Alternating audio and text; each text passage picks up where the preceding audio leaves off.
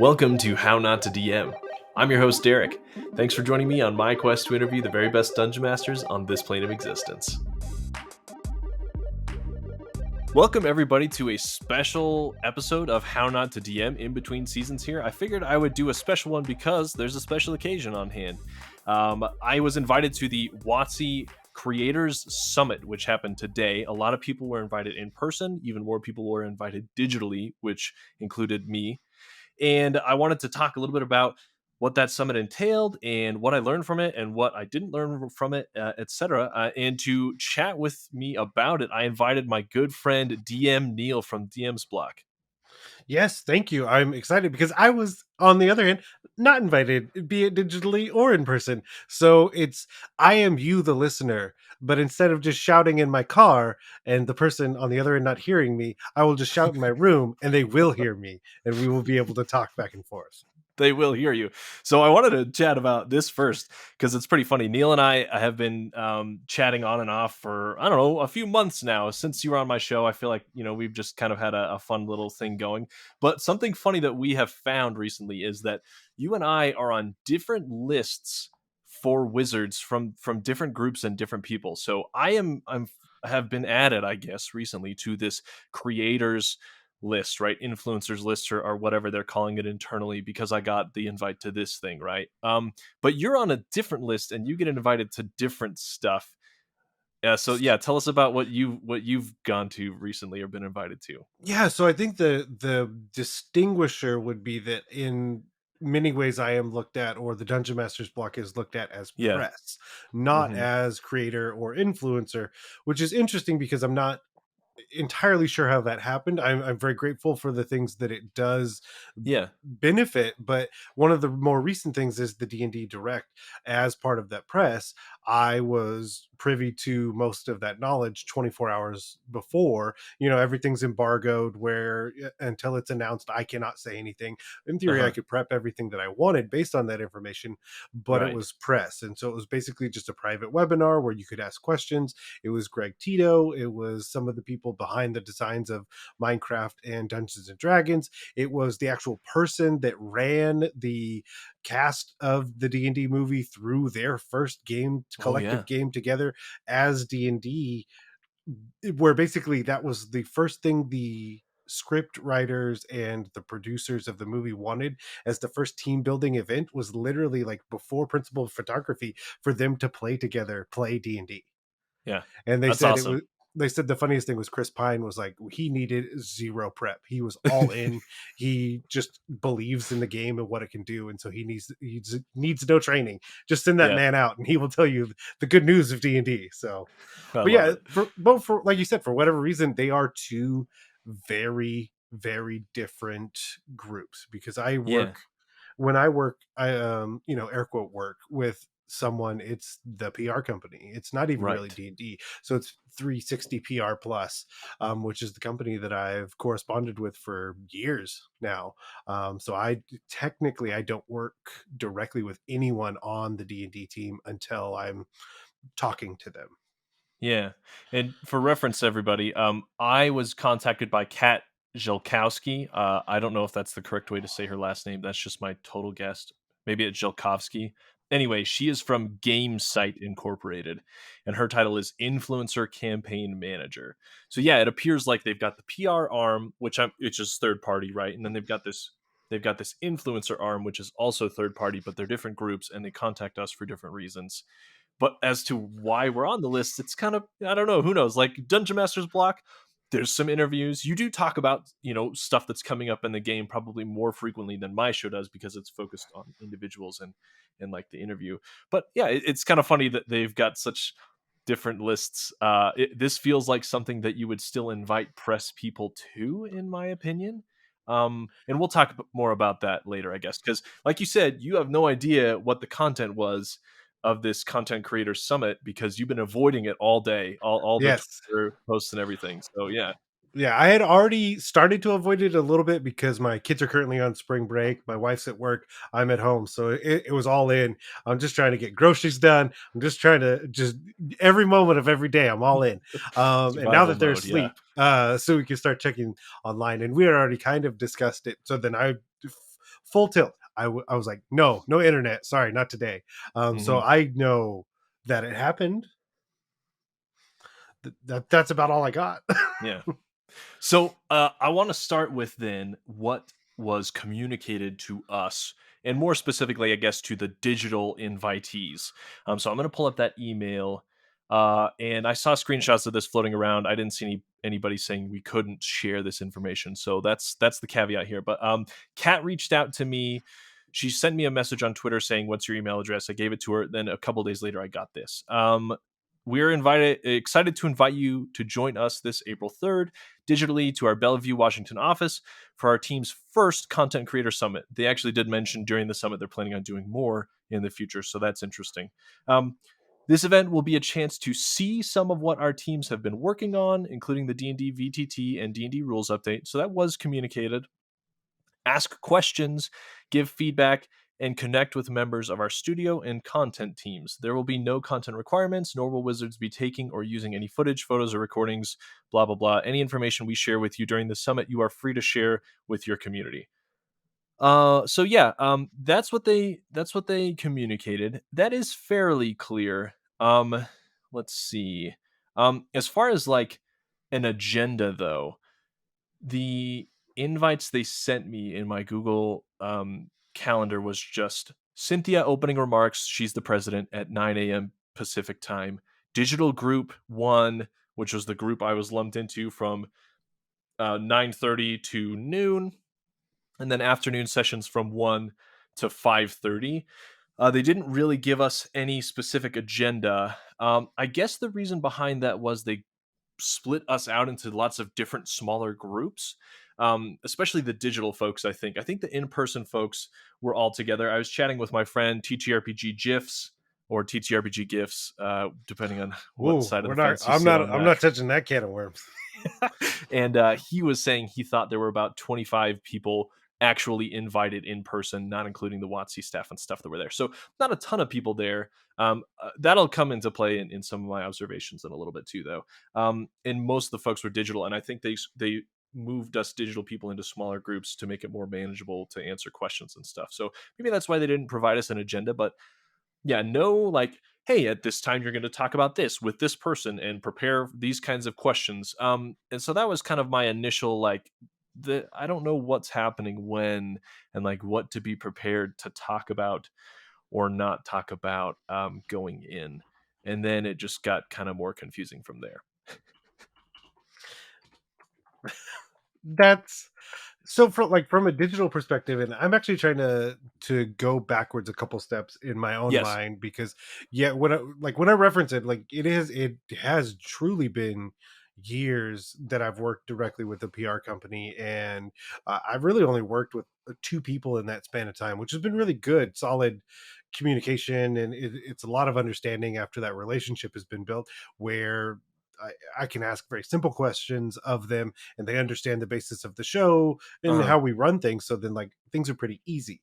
What I do remember is a couple years ago when I think it was the very first D&D Direct, where a lot of people, and it kind of feels like everybody on just about every list was invited to a digital event that was not just watching it on YouTube or watching it on Twitch or something like that, where we all had digital avatars. We were all on basically what was a spell jamming ship, it looked like, and I can create my own avatar. And then it was a system where when my avatar got close enough, let's say, to your avatar, I could then see and hear you as if we were on Zoom.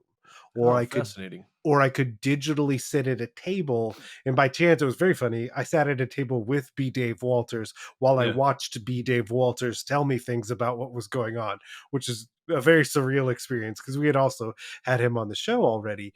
And Yeah. then, very similar to kind of what you're alluding to, is like digital group one, you're going to go over to room A, and we would go, like, I would walk my little avatar over into the room, and then let's say it's Chris Perkins, and he would basically go to the digital podium and talk about what he was going to talk about, and we would quite literally form a digital avatar line and then just ask our questions in order. And so that Hmm. was my only digital D&D experience. I don't imagine that's what your experience was. So I I guess kind of what was your digital experience? Was it just kind of like Zoom, or was it Yeah. anything like I had just described? That's a great question, and honestly, that would have been way better. Wow, I wish I could have been on a Spelljammer ship. That sounds sweet. Um, and I like the fun little interaction too. That makes a lot of sense. No, it was a Microsoft Teams call. I have not used Microsoft Teams in the past. I have a slight suspicion that the fact that Cynthia is ex Microsoft has something to do with the fact that they use Teams. Also, Microsoft is up in Seattle. I don't want to point any fingers or anything, but I've heard terrible things about Teams.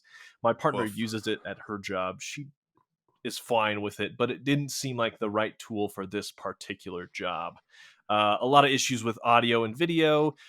If you were using the web browser like I was, because I don't have Microsoft Teams, the app downloaded, you couldn't actually see the camera of the people in the room that were Mm, speaking. And that kind of, I missed stuff from that.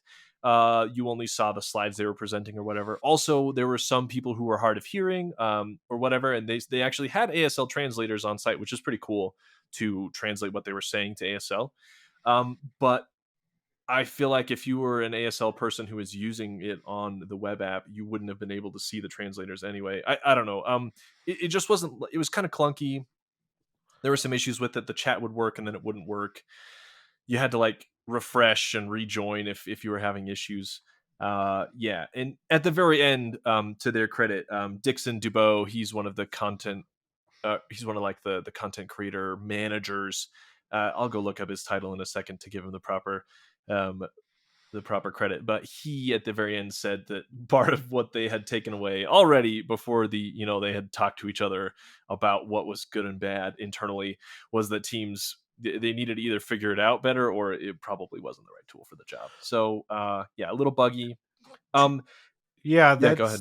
that's an interesting thing. Like I won't speak too long to it just because Yeah, it's not great content for this. But as someone who worked in higher education, specifically on Microsoft based campuses for 20 yeah, years, yeah, no, that's not how that should. Just in the sense that it's a very good internal tool. It's not necessarily a good external tool. And the same that like Slack channels and things like that, they work well for interacting with other people that are at the same institution that you are. And right, you're in your office and I'm in my office and we do a quick Teams meeting, and it documents things and it does it really well.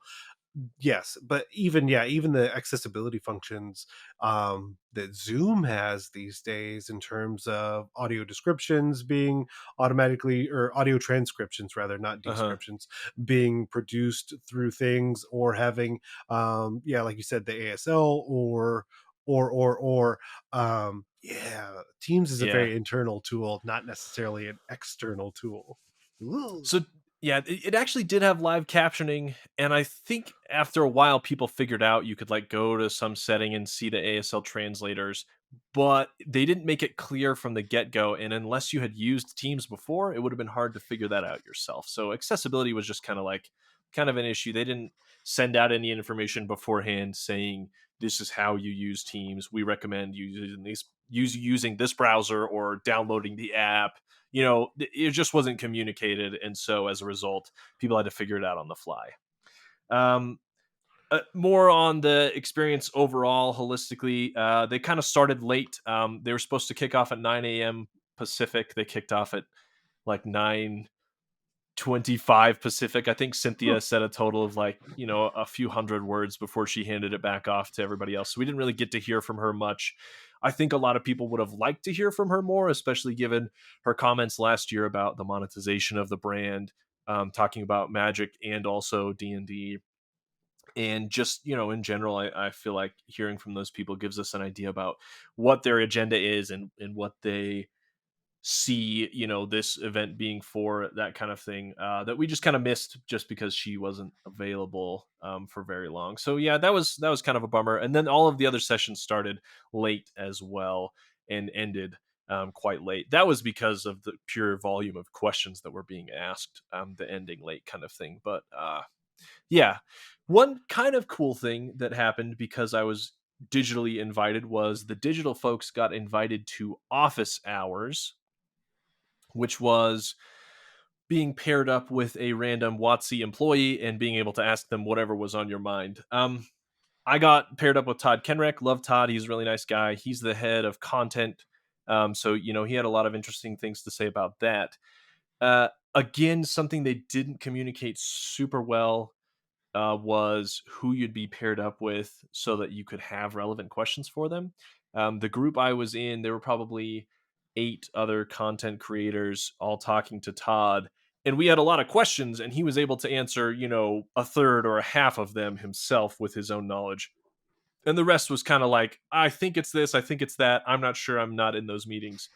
To his credit, he tried, right? And I don't think he was kind of set up for success necessarily. It would have been, in That was my my first opinion, thought was how scary is that on the other side? right. Like they're just like, all right, you're gonna talk to 8 random people. Who knows what they do? Like I had some people Woof. who make magic items on there. I had Mark Humes on there, who's a DM, for Yeah. high rollers. I had a bunch of like random people that were with me to talk to Todd. Like it was interesting for me because it's content creation stuff. But yeah, like if we had a list of people and we could have chosen who to talk to and what specific expertise they had, we could like go talk to this person about this stuff. That would have made a little bit more sense to me. Instead of just kind of random pairings, and I think it kind of showed in that a lot of us were asking Todd questions and he didn't have the answers because it's just not part of his job, right?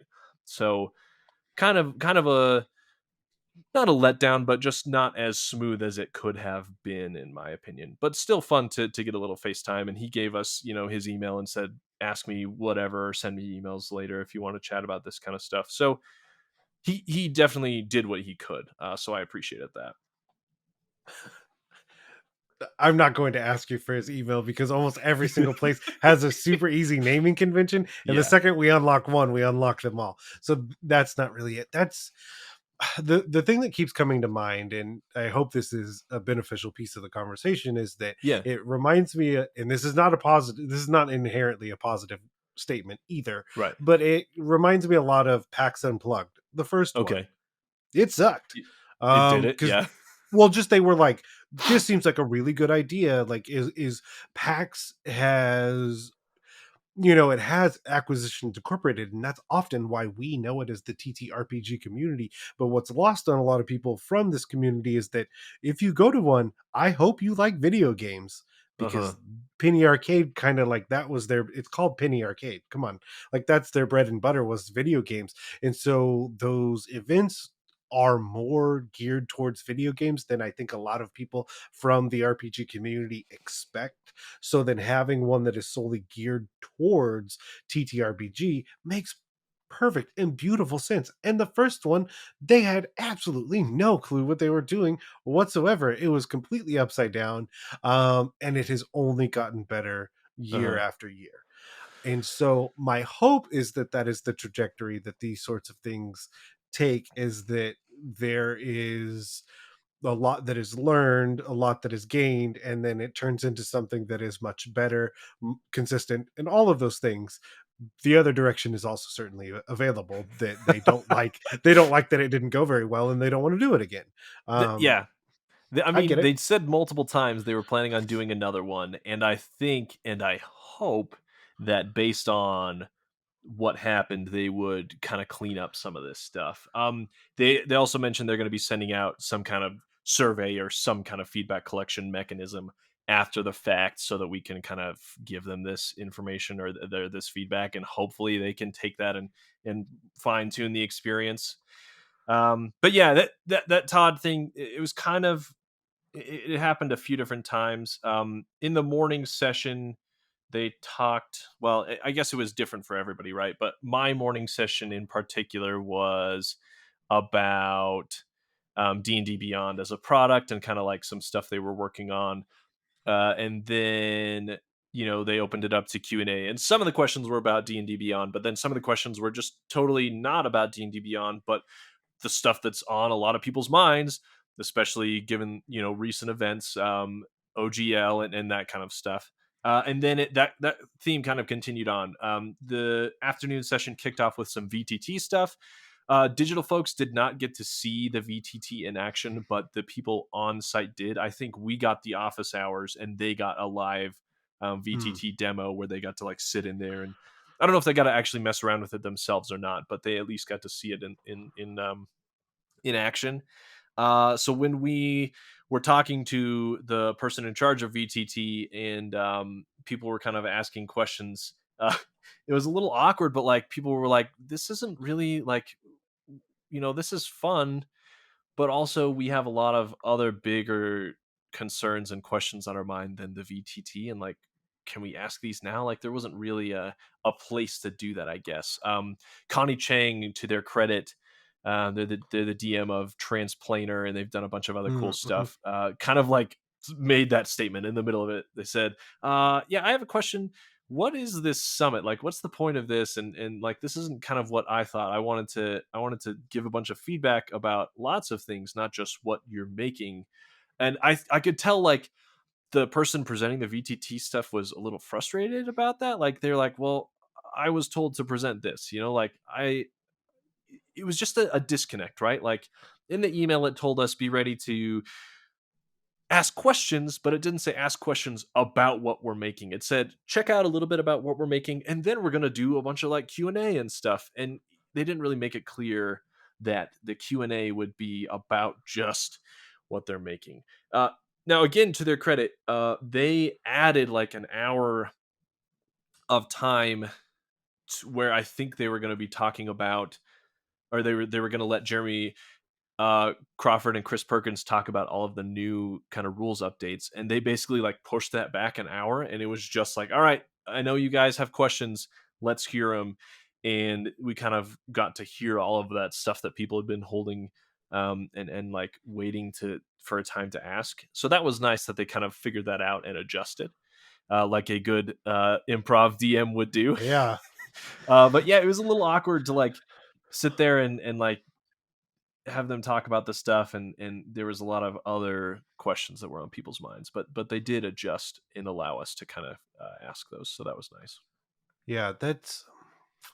I mean, it answers some of my questions because the attendees have the same questions of like, what was the goal Yeah. of the summit, and I'm trying to have as objective an opinion as I can. Like, Right.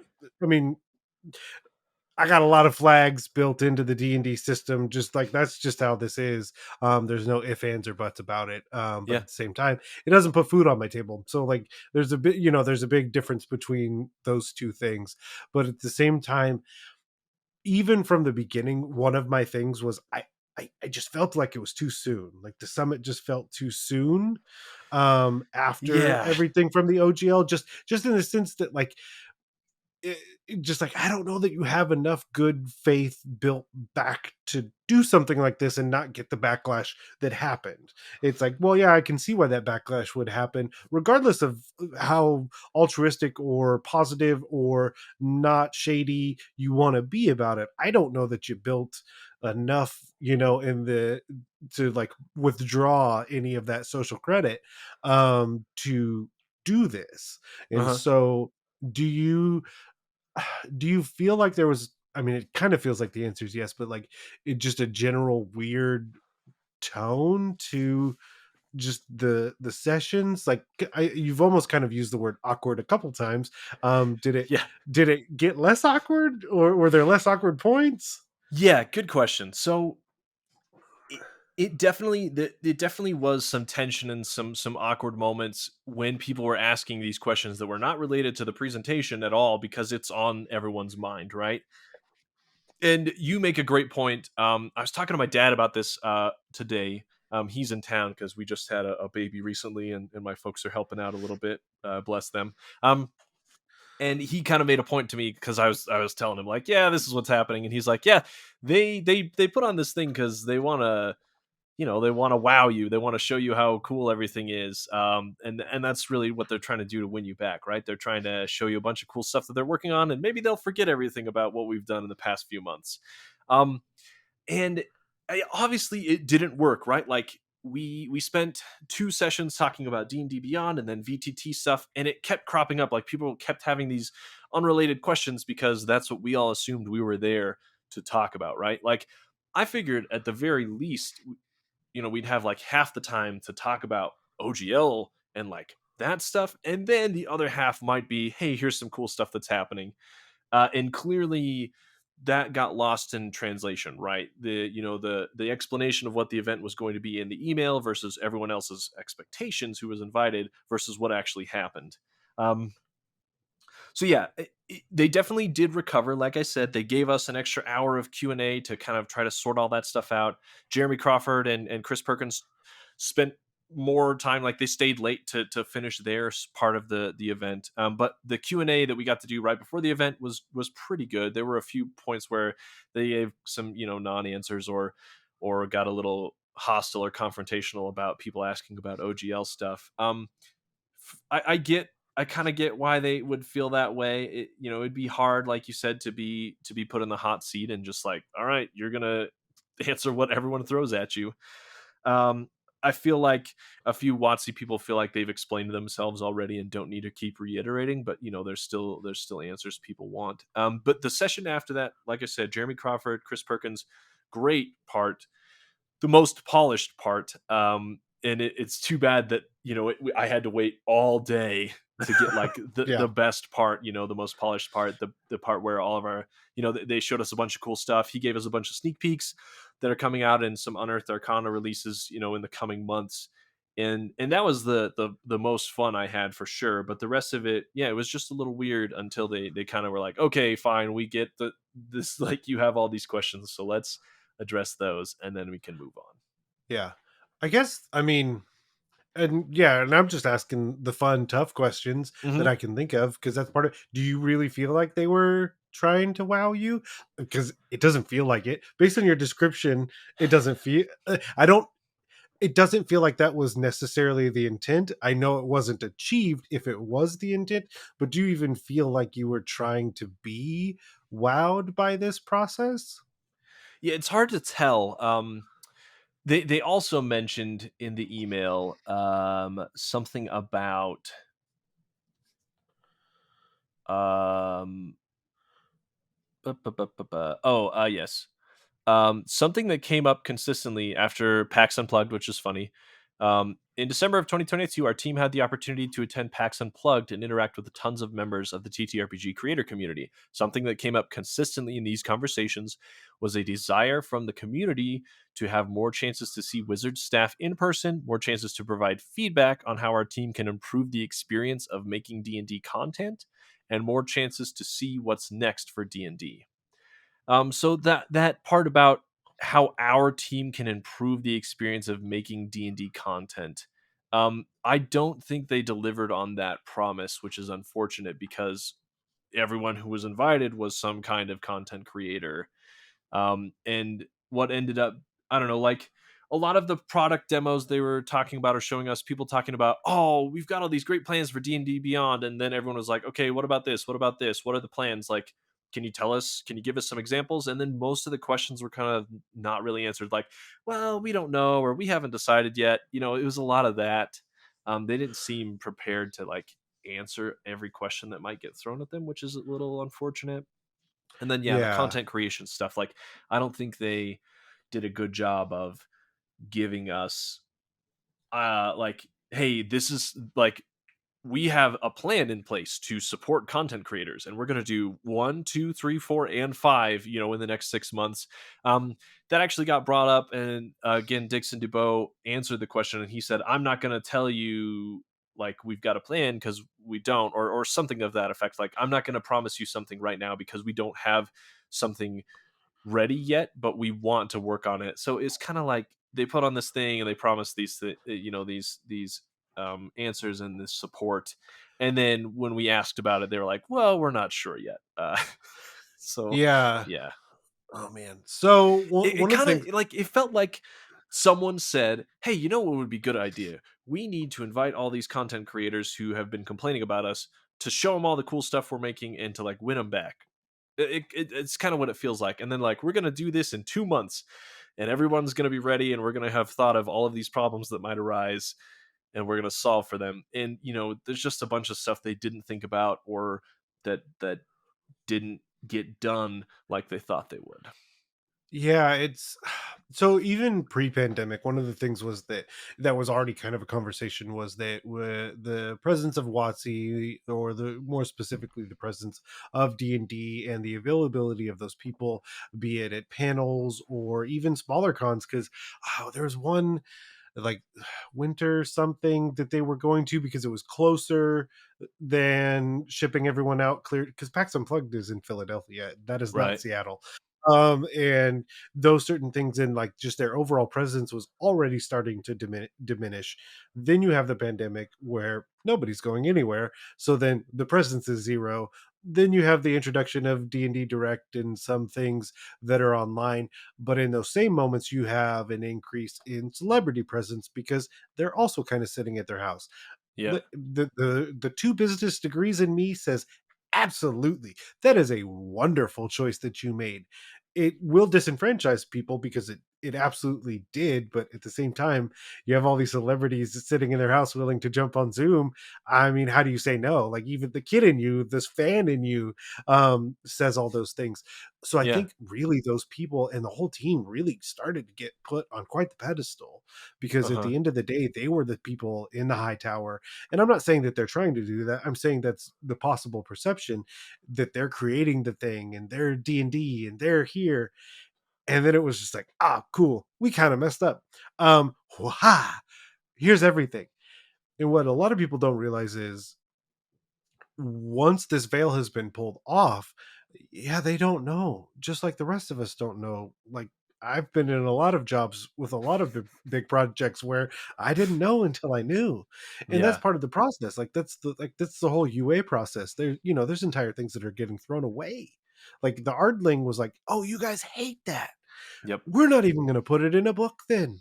And there have been other versions where it's like, "Oh, you didn't like that version? It's gone. We threw it in the trash."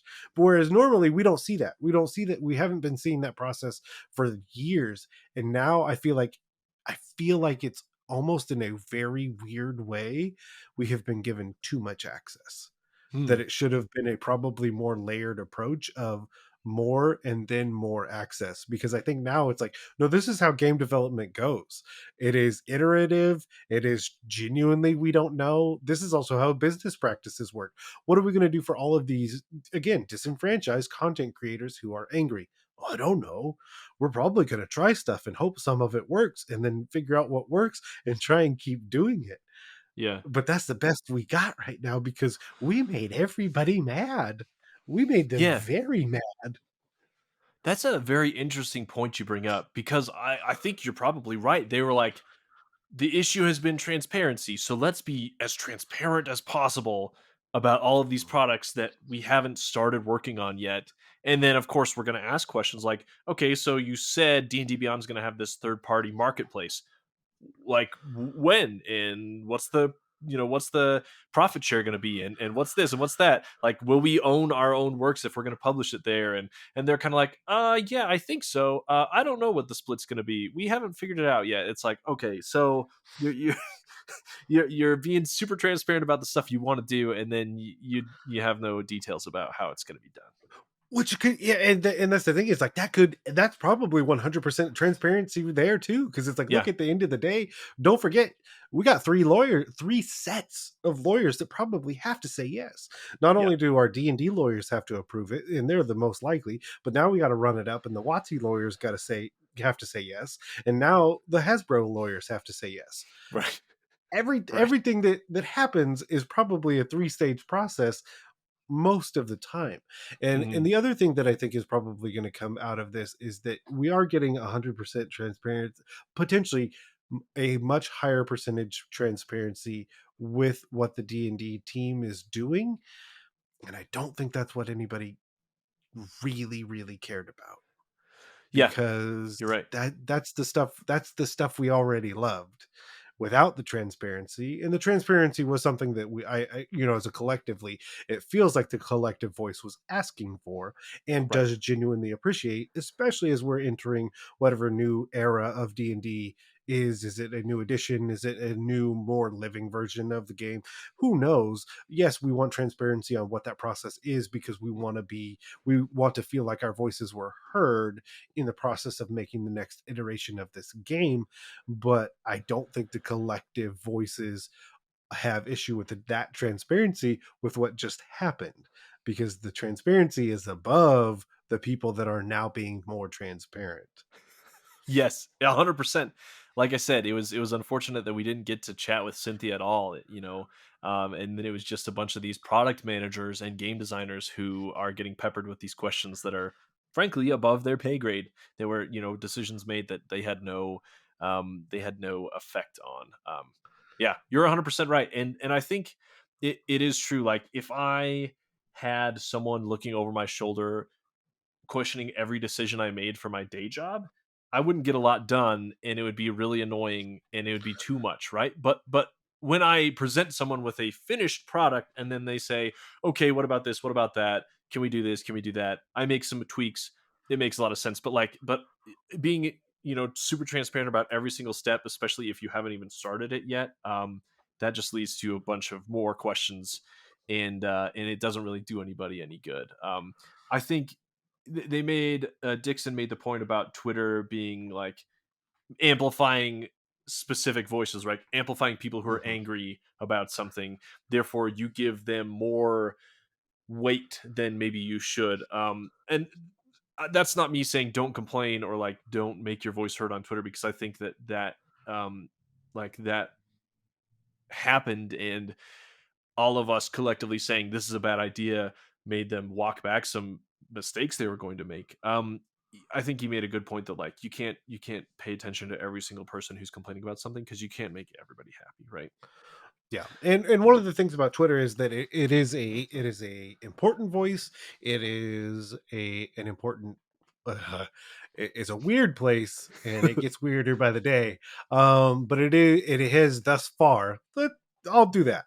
It has thus far been a very important place for certain pieces of dialogue. But Yeah, at the end of the day, what I can say, based on some things that I know, is that it is not representative of the entirety of D&D's yeah, fan base, and yeah, who's purchasing it, because just because it can't be, it just genuinely can't be. Not everybody's on Twitter, and certainly not everybody from the TTRPG community is actively voicing their opinions on Twitter. But what I do know is that these books hit Amazon's bestseller list, and the volume at which they would need to sell is far greater than the representation that is currently on Twitter. Now yeah, that doesn't change the fact that those voices that are on Twitter and the conversations that are being had, those are important. But those are the things that they have to look at is, okay, how do we process both of those things at the same time? Because that's the worst case scenario. It's like and I know, so then to roll that back on like personal experiences, the dungeon masters block, we have relatively low engagement on social media, but I also know what our download numbers are, and for the yep. life of me I just wish I knew how that happened. I have no earthly idea. How did you find us? I have no way to communicate with you other than I mean, I guess I could ask on the podcast, but I won't, because that's super weird content and I really don't want to do it. I do want to do it, but I won't do it because it's very weird content. But part of me wants to know, how in You the could do world a did you listener find us? survey, and then Yeah, it's like why? people who care. Hey, listener, why are you a listener? Please Yeah, tell me. yeah. Here's my I've done here's those. my here's my email address. Potentially, but it's that same. It's the kind of that same thing at a much larger scale, Yeah, because if you're pre-order hitting bestseller on Amazon, the volume of books that has to be is astronomical compared to the voices and the number of conversations that are happening on Twitter. yep, 100%. And Jeremy Crawford made this point, when they do these Unearthed Arcana surveys and stuff. They get tons of people from lots of different editions who are answering the survey, and they ask you what edition you came in to the game at. And he said that every different edition kind of group of people care about the game in Mhm. different ways, and like Oh yeah. there's lots of different people and lots of different play styles, and trying to make the game match that is basically impossible. So you've got to try to focus on what works well. Um, oh, what was I going to say? Transitioning just a little bit to like the good stuff. So I talked about Jeremy Crawford and Chris Perkins segment. That was good. Like I said, the impromptu Q&A was good. They gave a bunch of free stuff to the people who were there. Like I think they were giving away special edition covers of Radiant Citadel and the latest one, the heist one, whose name is escaping me. Keys to the Golden Vault. Yeah, that's the one. They asked for our digital attendee addresses, so I think there might be something coming for us soon. I don't know when that will hit. But yeah, it'll be interesting to see what they sent us. So that's some good stuff. Um, yeah, so there's definitely some good that came out of this, and I think that, like you said, hopefully with all the feedback that they collect, they will be able to make the next one if they decide to do the next one much more cohesive.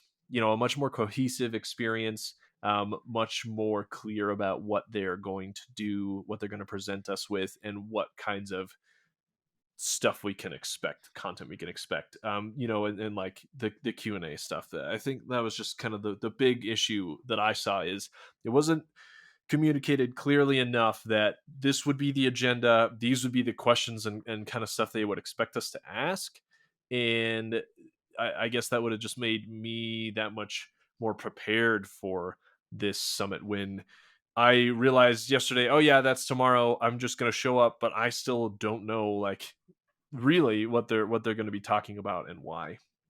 Yeah, Which because is funny to me that they invited 25 at least people in person and paid for their flights and paid for at least 2 hotel nights to just have this thing put together that was not as well thought out as I would have liked. That's nuts. That's a big investment. yeah. Yeah, there was a weird back and forth thing again on Twitter where it's like, oh, they spent all this money, and it's like, oh, like this weird argument of like, it just is what it is. Let's stop. Right. What? I mean, okay, yeah, so what? Like, yeah, I mean that's how paying for people to go places is. It's expensive. It Also, is. like let's not shy away from the fact that WotC made $1.3 billion in revenue. I'm not saying that's profit, but that's still revenue that they made last year.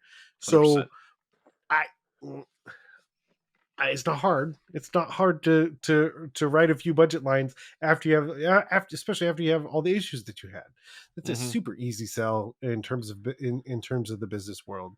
You know, everything costs 10 times more. I worked in that realm, especially the professional realm where it's like this if it's just the dude on the street trying to get the same thing, it's $30 because it's the business version. It's 300. Like those are the it's it doesn't make sense, but that's just how this kind of thing operates. So the fact Yeah, that I mean, sure, was it $100,000? Maybe.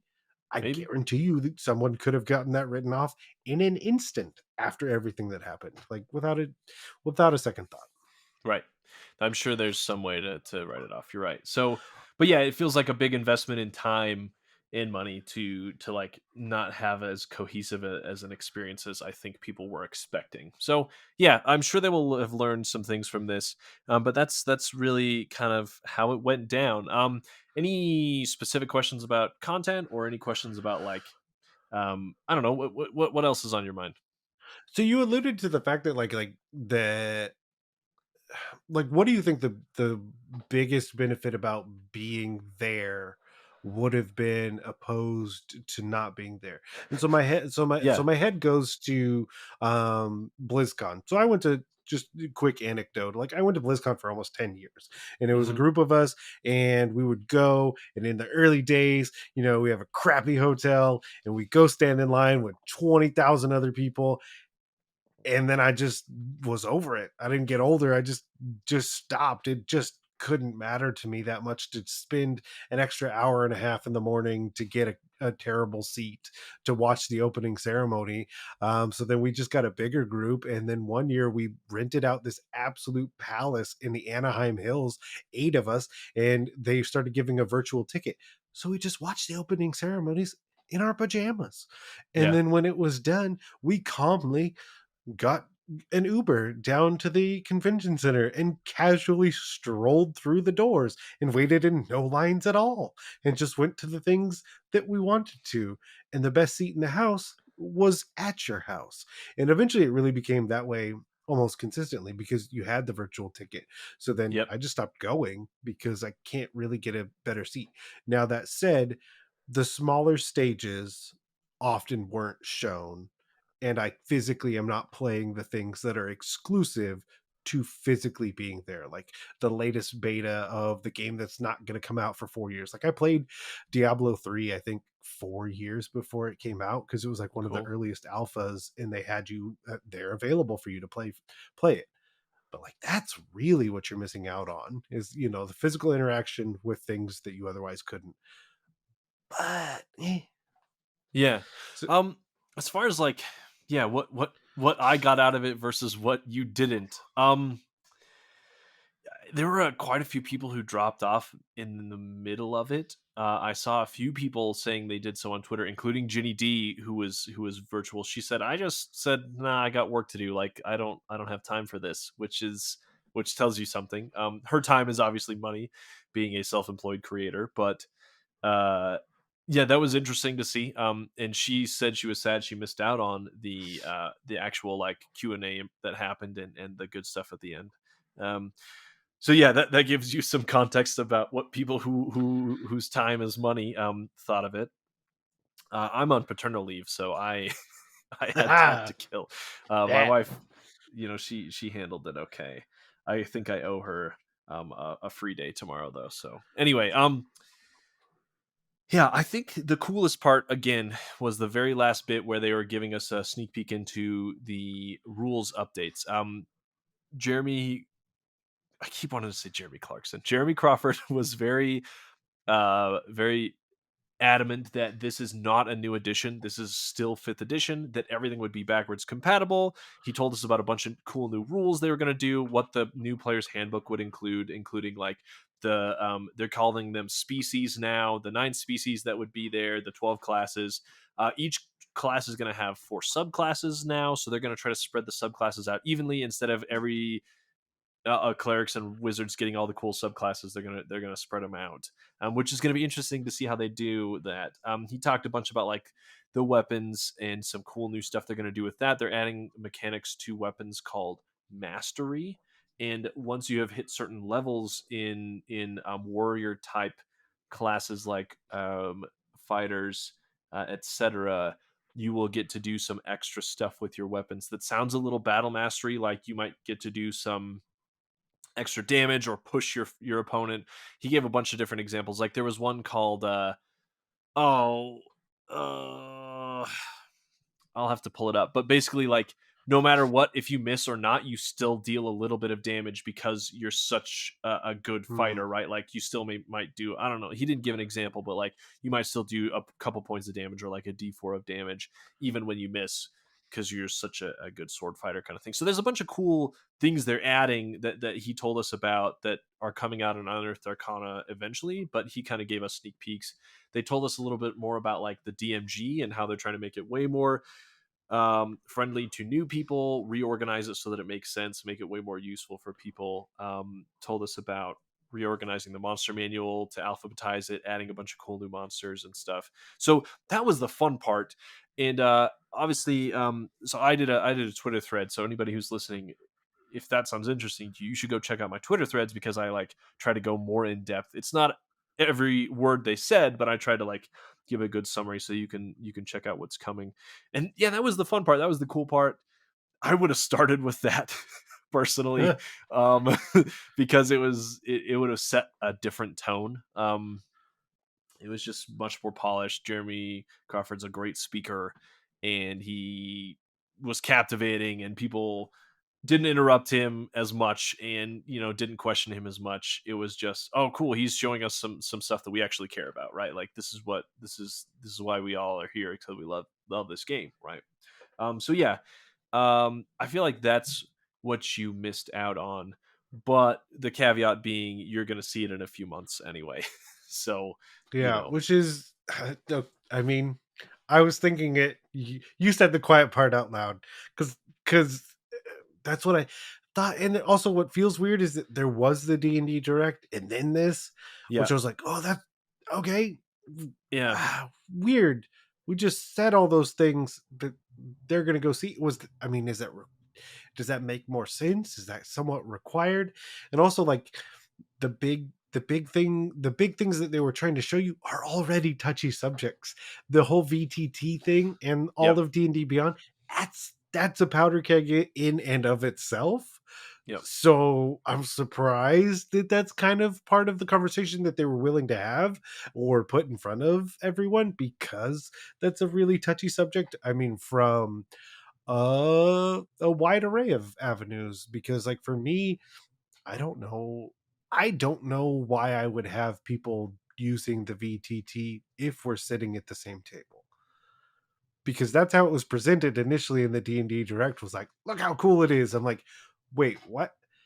That looks like a LAN party. What are you doing? Like, that's weird. That's fine. Like, that's super cool tool if we're all somewhere else.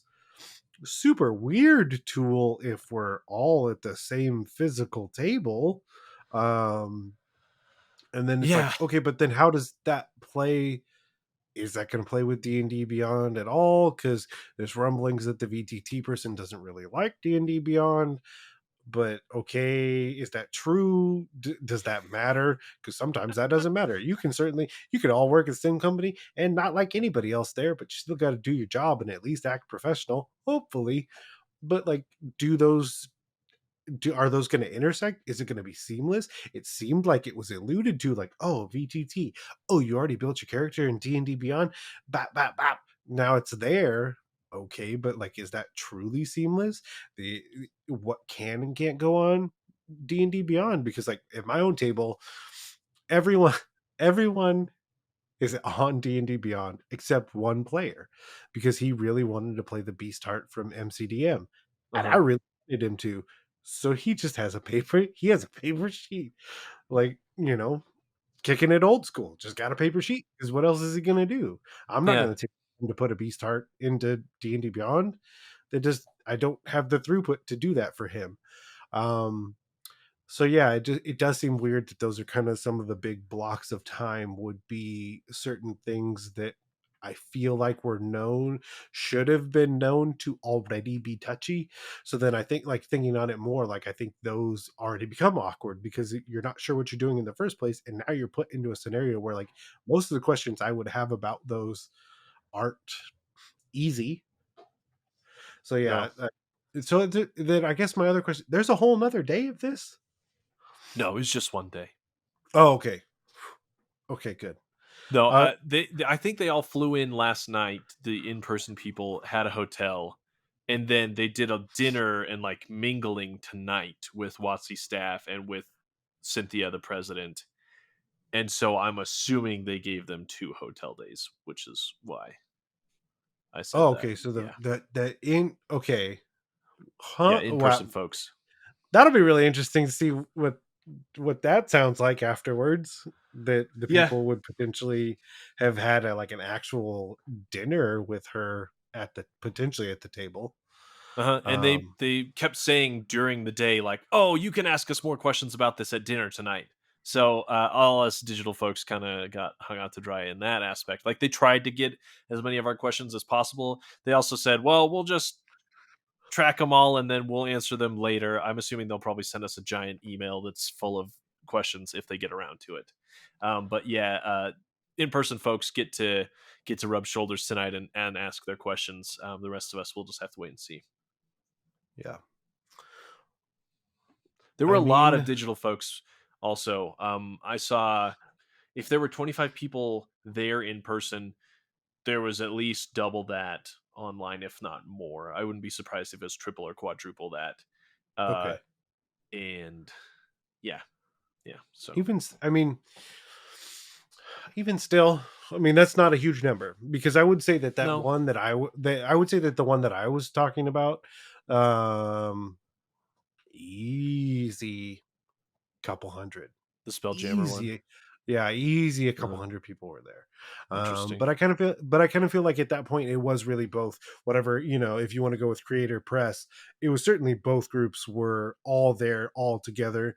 And again, and I guess it doesn't make, I don't know that that format makes as much sense for this, maybe the first time out, but in some ways it does. Like the digital version, where I mean, at least it was more fun. Like when you were waiting those 25 minutes, you could have just been playing around, making your avatar look more like you, because that's what I did. Or I could have been 'Cause- chatting with people. That was the yeah, other that's what thing, I like, did. being digital, 'Cause- like, I didn't really get a chance to get to know many other people. I had a couple people, like, Mm, DM me and say, "Oh, hey, I saw you were on here. I followed your show," or, like, I've listened to your show before," and that was nice. Um, to kinda, like, make a few connections. But as far as, like, yeah, getting to, like, mingle and meet some people, Mark Humes was in my little breakout group, and it yeah. would have been cool to, like, talk to him a little bit because 'cause I've tried to get him on my show, but he won't answer my emails. But I didn't get a Yep. chance to do that, right? So, Well, yeah, yeah, because so there we go. I digitally walked over to the PR person that I've had all Right. this email correspondence with him, but for the very first time, I was like, "Oh, hello!" Like, I mean, at least digitally, this is my face, and look, that's your face, and this is my voice, and that's your voice, and okay, I Uh-huh. gotta go now. And then I, avatared away, and then sat at the table, and it was probably like 5 or 10 minutes where we all just chatted for a while before it kicked off. And then so the format of that was they played the D&D direct, then you went to different rooms. And so even if we use this last one as an example, basically, Uh-huh. they announced D&D and Minecraft, and so I've gone into a room, and the person they bring into the room is the Minecraft person. And so now I can ask, like, even spur of the moment questions, but like, I just watched the trailer and the content that you showed me, and now the person who's made it is in front of me, and I'm just asking them questions about the thing I Yeah. just saw. And that was kind of the format, was like, these things just got announced, these are the people attached to those things, you ask them direct questions about the things you just saw for more clarification or whatever information you need, and collectively we're all gaining that information in this room with this person. Yeah. Makes a lot of sense.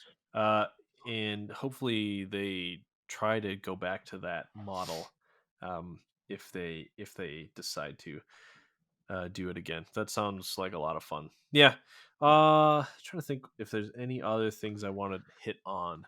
Um, If they yeah. were to do it again, like, what would your excitement level be? Like receiving an email like, the second D&D Creator Summit is just around the corner, and we want you there.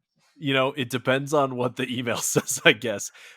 Realistically, would I take a day off of work to do that? What I just did today? It was probably not worth the content that I have generated from it Mhm, for me to attend, especially given a lot of the stuff they're telling us is just stuff that we're going to find out later. Um, the value to me was not there more so than like me deciding to take a day off of work. Like that would be a lot of time to dedicate to this, and I don't see it mhm, as it currently stands. If the email said, "This is what we're going to be talking about. This is the agenda.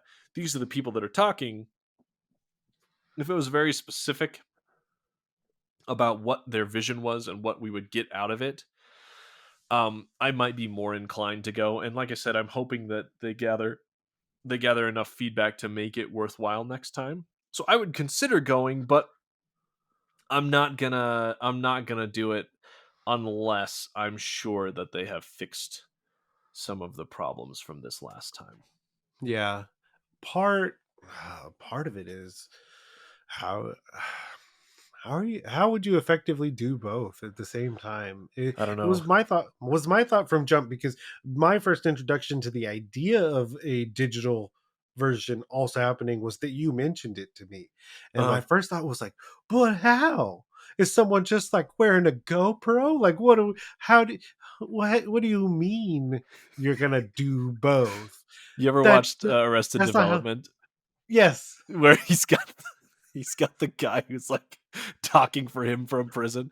Oh Yes. my gosh, so freaking funny. I mean, it that was my first initial thought, was like, I don't know Yeah. how you would effectively create the scenario of both, because I've done that, especially again over the pandemic. Like, certain people aren't going to show up, and so then, like, most meetings that I would set up, I would have to have, there was everybody that's there physically in the room, as well as one sketchy laptop that's kind of there too, and that you can kind of hear the person, or you could like super awkwardly hear the person because they're too loud because they're through all the Right. speakers, or they're like projected on the screen where everyone's just can just hide and they're just there for everyone to see, or completely forgotten.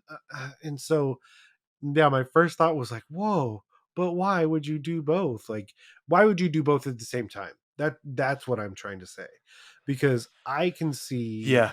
a much tighter, more professionally done version where it's one, because again, I'll, because now that it's not embargoed, I can talk about my experience with the D&D Direct and the press version, where basically Greg, so I'm invited to a Zoom meeting, not a Teams meeting. I'm already excited by the change in venue, where it's a webinar format. I don't see any of the other attendees.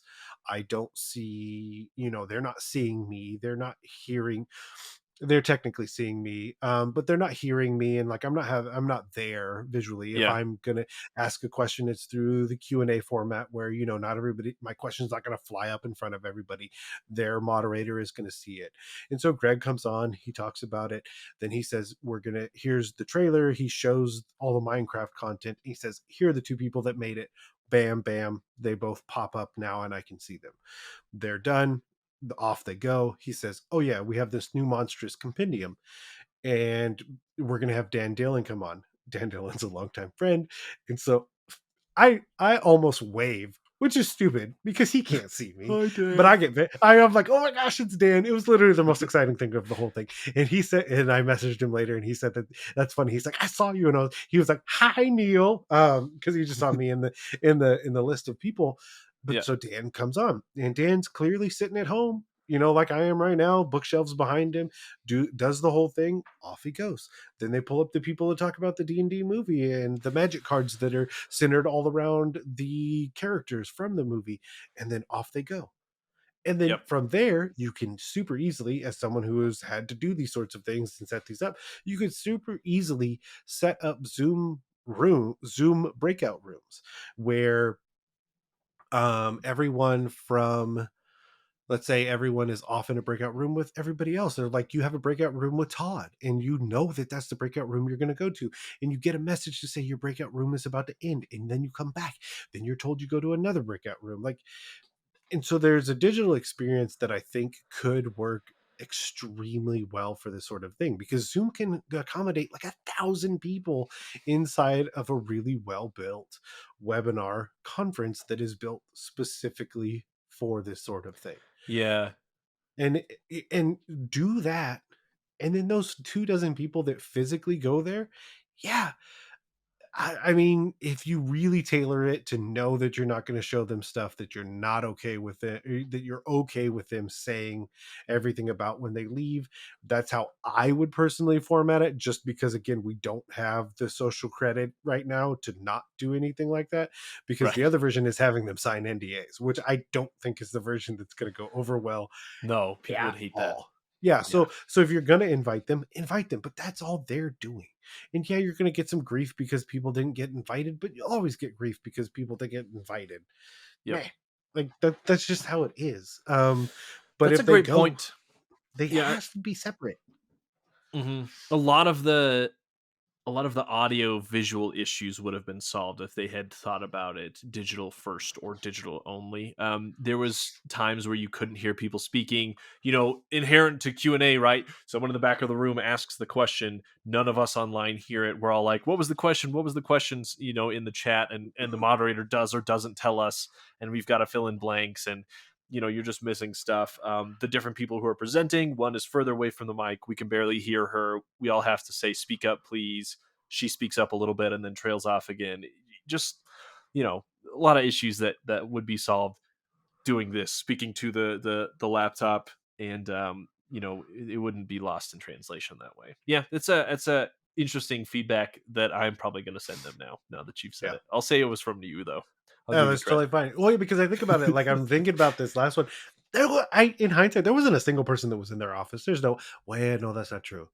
Oh, at I the can't. D&D Direct stuff. Yeah, because Greg definitely wasn't, because I've seen the inside of his home office before. Dan Yeah. definitely wasn't, because I've seen his before.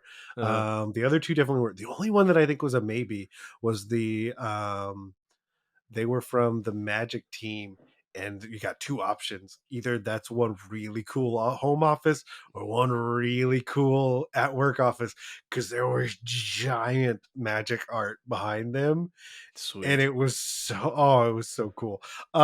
Yeah, and in hindsight, I'm like, it was your backdrop was there in person and so cool. I don't know where it was. It could have been in the actual office or at your house, either option.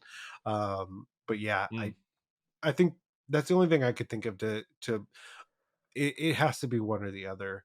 And you're yeah. not going to invite more people than that. That's untenable. Like there's no way you could really accommodate, I don't think, more than that. Um Yeah. and The so do you digital invite experience they were going for was definitely they're trying to keep it intimate by having these breakout groups where we could talk with one staffer and like we could do the Q&A, right? So if you invite way more people than that, you're never going to keep up with the Q&A, and like I said, they couldn't even keep up with it with this smaller group, however many people it was, and they're going to have to get back to us on it. So yeah, yeah. What else you got? Any other questions? Any other observations? I mean, do you feel better? Feel No, I better mean that I like got this off my chest, or like that I no, won't? I mean sure. I mean just no, I mean cuz like I guess I mean I like just the like I guess that's the intended essentially the intended goal of the whole thing is like to I get I was it I that's such a weird so that I guess that's a hard question for me to ask because like It's in a good my heart of question. hearts I know that that's kind of what the goal was Uh huh.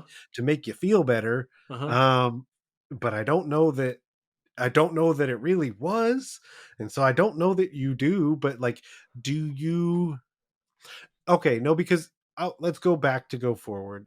Okay. It's a term that I've used at this point. Do you feel like there is more collective social credit because of this or not? Like, do you feel like that they've gained any social credit with whoever was actually invited? That's a good question. There were definitely a few people who asked multiple questions, who I could tell were dissatisfied. As far as the rest of the people, the silent majority, if you will, a little U.S. history joke for you there. Yep. Um, uh, I'm not sure. There were a lot of people who were very excited. Like I said, in the last session, a lot of cool stuff got shared. A lot of people were excited about the future of the game. And I think that was, like I said, I might have started with that just because it would have set the tone, but also ending with that meant that people ended with, oh, okay, even though they've made a lot of bad decisions and I'm not sure how this thing as a whole went, that was a cool section. I learned a lot about the game I love. They're going in a cool direction. I'm excited for the future. Yeah. Like I said, in the email that they sent me, they promised that they would be talking to us about how they were going to help us as content creators, like make better content or like, give us support, that kind of thing. I don't feel like they met that. Um, they did put in that impromptu Q&A to like address the questions that people were clearly having, so at least they did that. Do I feel better though? Like, I don't know. It's a mixed bag. I see the potential for another creator summit where they really nail it and the experience is awesome and people talk about it for 6 months until the next one. um so I think that it's kind of it was necessary to like work out the kinks, is to just do it and then say, okay, we've got a lot of stuff we got to fix.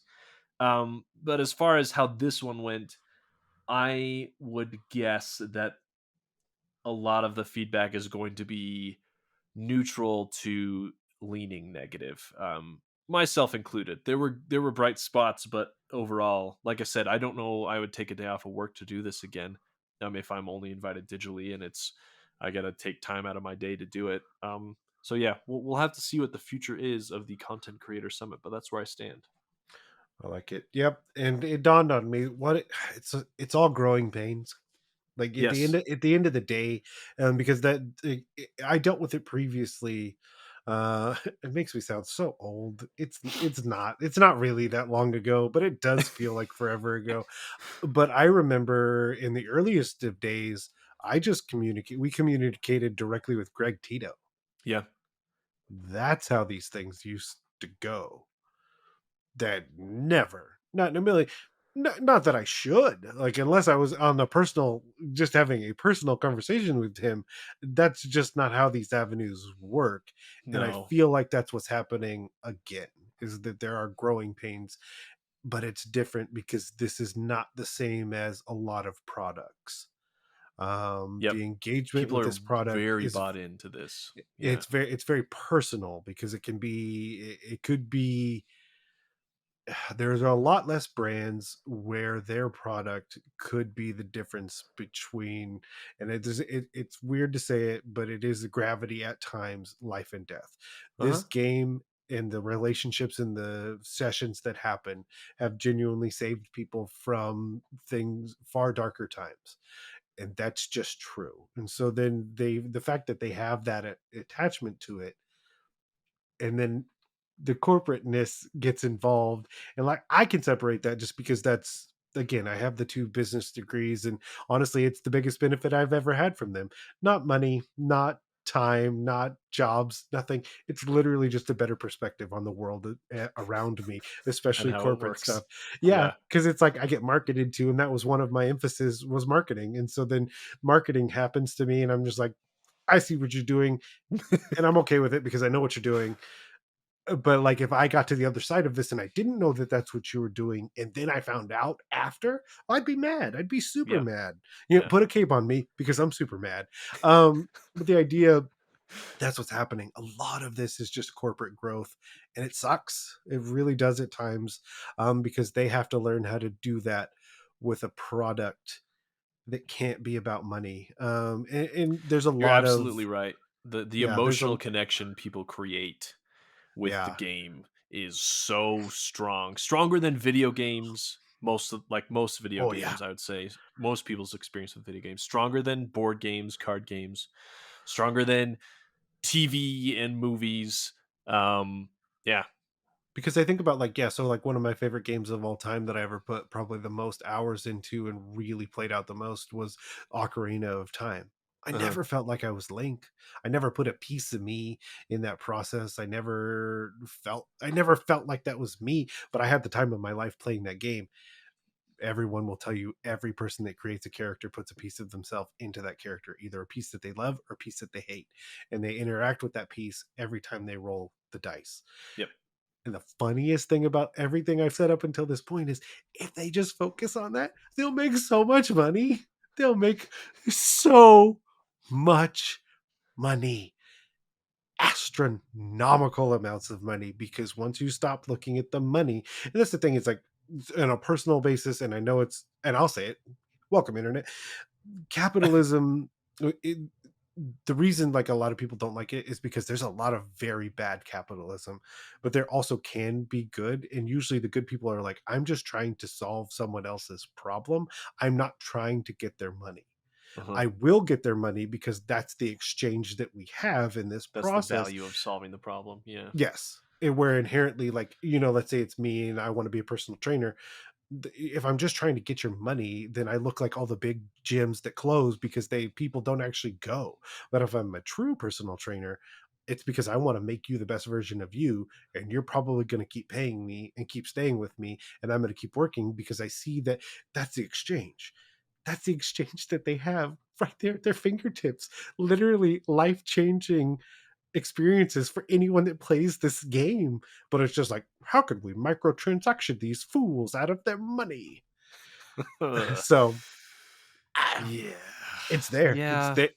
It's there. It's right there. And again, if they look at the tool that they have as something that genuinely could better the lives of everyone that plays the game, they will have more money than they could ever dream of. Yeah, it'll be interesting to see what the next few years entail. But on that note, let's go ahead and wrap things up. Thanks a ton for joining me, Neil.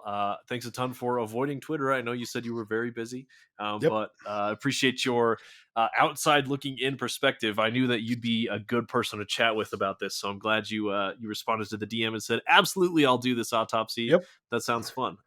Yeah, so you made a bunch of really interesting and good points, and we had a lot of fun chatting about it. and I have learned more about myself. No, but really, You might have. Hey, it gave me some perspective on the event itself, and like would I attend again, and like what it would take to get me back. So yeah, very yep. interesting. Perfect. I loved it, and like I said, anytime I accidentally stumbled my way towards something that felt like information from the summit, I immediately closed it. I was like, no, no, no, no, no. I want to know nothing until I talk to you. I appreciate that. Well, I can be found on Twitter at HN the number 2DM for a few months more, perhaps. We shall see what happens there. But you can find more about my show and everything else, the content I create at linktree.com/HN the number 2DM. And Neal, where can people find you, and what are you working on lately? Agreed. Yeah, you can also for now find me on Twitter. Oh, I will. Side note: I watched every episode of the show Gotham, and I went down with that terrible ship. I will go down with Twitter as well. I will go to the depths of the sea just because I'm interested to see what that looks like. But Oof. I am at Jote Maniac, Jack of all trades, master of none, IAC on Twitter. You can also find me on Hive. If you either place, all I really do now is just post dungeons every day. It's kind of all I've got going right now, but it's every day and I keep making dungeons and I refuse. The only day I've put an empty dungeon was my birthday because I said, you know what? If I'm going to give myself a day off, it's today on my birthday. And it is the one and only day that I've not done more because I'm like, if I'm going to do this, I'm going to make dungeons. I'm going to make dungeon rooms. And I got some stuff coming up, some really interesting stuff. Yeah, I've got that's what I've got. If you want to see a dungeon room a day of for someone who I feel like is trying too hard at this whole thing, then definitely check me out on Twitter or on Hive. Awesome. You can also find Neal on the Dungeon Masters block, where he chats with creators from around the space. He chats with DMs about all sorts of different topics with some of his co-hosts, and also every other week he is with Celeste Konowich from Cobalt Press, talking about DM nastics, lifting the mental weights, helping you practice and exercise out your brain, your DM brain, so that your party will not have to ask, "Do you even lift, bro?" Mm-hmm. Yep, narrative mechanics. Just do both. Yeah, just do both. Awesome. Well, thanks everybody for joining us. It's been a pleasure. And if you have any more questions about the summit, you can hit me up and ask me about my opinion or about the content. Like I said, you can also head to my Twitter account and scroll through and find my threads. I tried to create a thread for each of the different kind of segments that we were invited to, so you can kind of logically look at each of them in their own right. There were some through lines throughout the rest, and I tried to tag people I knew who were asking the questions. If you want to go hit up those people and thank them for the questions or whatever it might be. But again, thanks for joining me, Neal, and it's been awesome to chat about this, and I hope to see you all soon when season 4 of How Not to DM kicks off. When that is, I don't know, don't ask me, but I'm just enjoying parental leave right now, and we'll see how the 4th season shakes out in the future.